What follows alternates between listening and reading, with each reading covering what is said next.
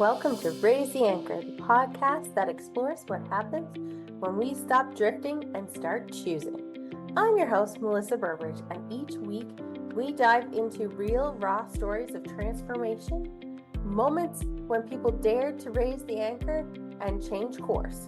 Whether you're navigating chronic illness, burnout, big life pivots, or healing from the inside out, you'll find inspiration and truth here on Raise the Anchor. This is your space for honesty, hope, and the courage to begin again. Let's raise the anchor and set your course. Hi, welcome to another week of Raise the Anchor. This week, it's a little bit of a deeper discussion. We're going to talk about making big decisions fast in a crunch. When you think that you're going to need weeks or days or months to think about it, but you really only have minutes. I have a lot of experience with my current position as a nurse manager, or even as a nurse in doing this. It's a fast-paced job. I have to make that decision like that, or it's literally life or death. So I want to give you some of the methods I use to do that. I want to say that last week, it kind of helped me make a huge decision. We had to, unfortunately, put our dog down, and I didn't really have time to think about it. So using these methods helped me make that decision quickly, methodically, and knowingly before we actually had to do that. So I'm going to go over that. I've written down.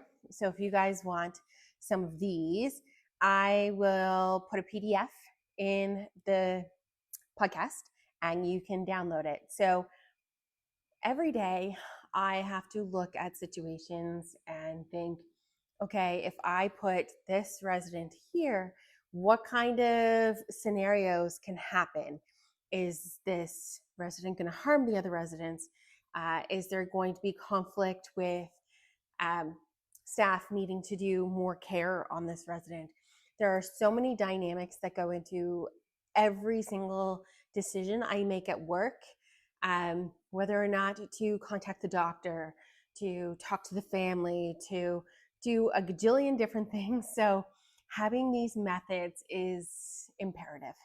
I don't think I could do my day-to-day without that. So the framework to doing these decisions are the pause protocol. So I will slow down when I'm in a rush, because the last thing you want to do is make a snap decision while you're rushing and not fully thinking. So I slow down, even if it's for like 10, 20 seconds, take 2 deep breaths, calm and reset, and look at the situation. I triage think. So what matters most right now? So when I was a property manager, sorry, Jenna, she used to get frustrated with me because a lot of people would come at me all at once with problems. And I would be like, are they going to die? Are they going to die if we don't do this today? Because she had so many properties and we had so many things that we needed to work on, and everybody wanted their thing right now, even if they, just complained about it. So I would triage, well, what's most important? Same as a nurse. You have 7 patients. You have one that's a diabetic. You have one that has wounds. You have one that's like really not doing so well. Which patient are you going to see first? And as a nurse, you think of the ABCs process. As a property manager, I was thinking fire, flooding, any of those kinds of things. So you have to think about the framework as to what's most important now. So I call that my triage. What can wait? What needs to be addressed right now? Team input, but final say being by you. So how collaborating with your team. A great example of that today was attendant breaks. It's not something you think you're going to talk about, but talking with your nursing team and your CCAs about when these attendants should be taking breaks so that you can pre-schedule their breaks so that there's no conflict down the road with them taking their breaks. They all know when their breaks are going to happen. The staff knows when their breaks are going to happen, and you don't have to worry about thinking about where the attendant is for their breaks. So having that input is vital. Gut and evidence. So I don't know if any of my listeners here believe in human design. I do. I like mine. I'm a generator, if anybody's asking. So I have to go with my gut or evidence when I'm thinking about decisions. So if I get asked a question, say, can my resident have an electric blanket in their room? I'm going to say no. I don't even have to think about the gut or evidence. I think fire because I'm experienced in knowing that. But if you don't know what's going on or what's happening, think back. Okay, do you want to go to Paris this week? What's my gut telling me? No, because I'm going to have to plan that piece. Yes, I want to go to Paris, but I don't want to go this week because I don't have the money. I don't have the plan. I haven't looked into restaurants. I haven't done any research. If you know somebody with celiac, they usually have to do research before they go anywhere. So yeah, no, I'm not going to go. What is the evidence behind? So gut and evidence. So marrying your instinct with available data. So if somebody's asking you, do you want to go to Paris? You're going to say, well, this time of year is very expensive. Usually you have to save up for so long. There's going to be a lot behind that piece. Detach from perfection. That is something I've struggled with, not going to lie. So definitely making sure that you're going after something. So I usually like to make sure everything's ready before I go after something. So if I was to switch jobs tomorrow, I would want to make sure everything in my current job is all done before I go into the next job. But if that current job is making me absolutely miserable, why should I make everything perfect before I go into the new one? Give your notice, walk away, see you later. That sounded cold, but just make sure. So you want to do the pause protocol. You want to triage thinking, team input, gut and evidence, and detach yourself from perfection. So those are some of the tools I use. And it's funny that I didn't think of them those ways until I was putting it in ChatGPT to kind of help me come up with the exact framework that I wanted to. But all of those are protocols I use all the time. So if you want to transfer those skills into a personal effect, because I'm a nurse, you can do it if your teenager asks you to borrow the car. You can say instinctively you don't want them to because they're a new driver and you're like, ah. So pause, take 30 seconds, see the reasoning as to why you're saying no. Check your gut and your evidence. Have they ever had an issue with taking your vehicle? Have they always had gas in your vehicle? Have they always treated your vehicle? Are there new scratches? The gut and evidence piece. Triage thinking, what am I doing for the rest of the day? Is it a possibility that they could actually take the vehicle? What do I have to rearrange for them to have that vehicle? Team input, talking to your spouse or your other teenager in the house, seeing if they have any issues with that piece or what would have to be arranged. If it's you having to drive with them, that's a whole different protocol. Detaching from perfection, so making sure you're not kind of talking to them in a negative way because you're thinking that them taking the vehicle is going to be an inconvenience, or you're worried about them crashing, or you're worried about a gajillion other things instead of actually looking at what they want the vehicle for. Is it something you guys can talk about? Or is it you letting go of that view of them being a child? And is that what's holding you back? Look at what is holding you back from letting them take that vehicle.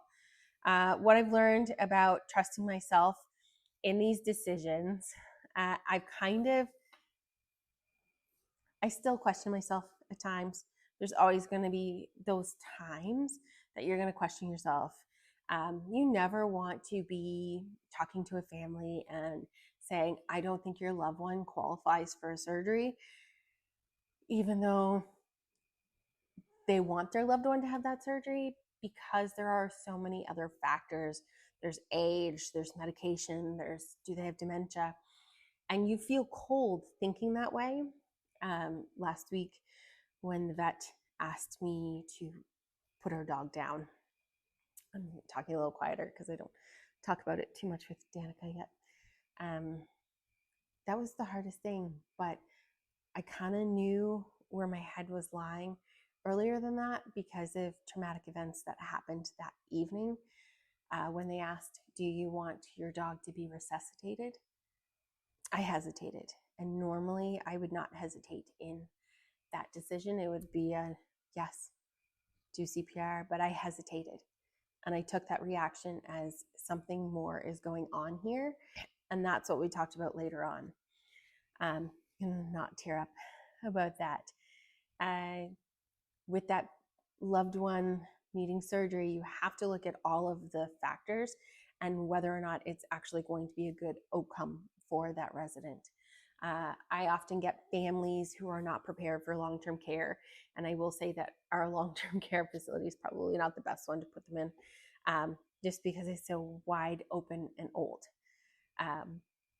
But those families are feeling the guilt of having to put their loved one in that nursing home. Those families are feeling the guilt of not being able to take care of their loved one, or not being able to be there all the time with their loved one. And their loved one is feeling abandoned, or they're feeling like they just gave up their whole life. They've gone their whole life with their partner, or they've gone their whole life being on their own and independent, and now they're going to have to be in a home where other people are going to tell them what to do, when to do it, and how to do it. They're not going to have that freedom that they've had their whole life. So it is a big change. And so we often have to start grief talk. I'm glad that we do Grief Cafe at my facility because that kind of helps them talk about that piece. But those are all big decisions that they usually have to make like that. They're told at the hospital that their loved one has to go into long-term care. They don't have time to think. They have no choice. Kind of like I had no choice to put my loved dog down. You think you have a choice, but you don't really have the choice if you're really stepping back from the picture. And that's something I will also do with a lot of my bigger decisions, is take a step back. That's where the taking that breath, taking that pause can help you detach from the immediate feelings of that decision. So those are a lot of the tips. I know it's all over the place. I'm kind of all over the place and I kind of blabber. But you guys seem to love me because you guys keep listening. So I hope you like it.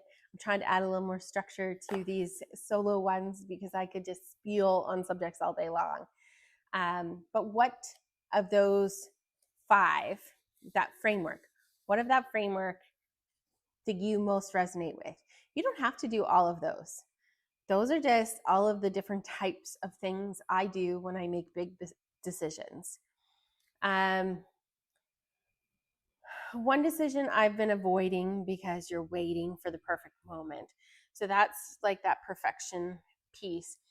I tend to hold on to my decisions sometimes for a long time. That's why I'm sharing with you how I make these big decisions, because that's how I ended up in the mess of staying in a career for a long time that was making me physically sick. That's why I want to share these pieces, because I don't want you to be holding on to that piece, because all we want to do is get better, do better, be better, and have the life that we're meant to have. So I hope you find these strategies effective. Let me know if there's something in that piece that you want me to talk more on a future episode. Another episode I'm going to talk about on the next one. So in 2 weeks, my solo episode is going to be failing forward. We're going to talk on that subject. I love that subject. I still do that all the time, failing forward, because failing is not the end. Failing is giving you a lesson, and we're going to deep dive on that. And I might see if I can't have a special guest for that one, but we'll see. Thank you for tuning in to Raise the Anchor this week. Next week is an interview episode. Again, if you want the framework, the PDF It will be in the show notes, either on Buzzsprout, Apple, or any of your podcast things. It's also on YouTube. We would love to have more followers on YouTube. So think about subscribing, liking, commenting on YouTube. Till next week.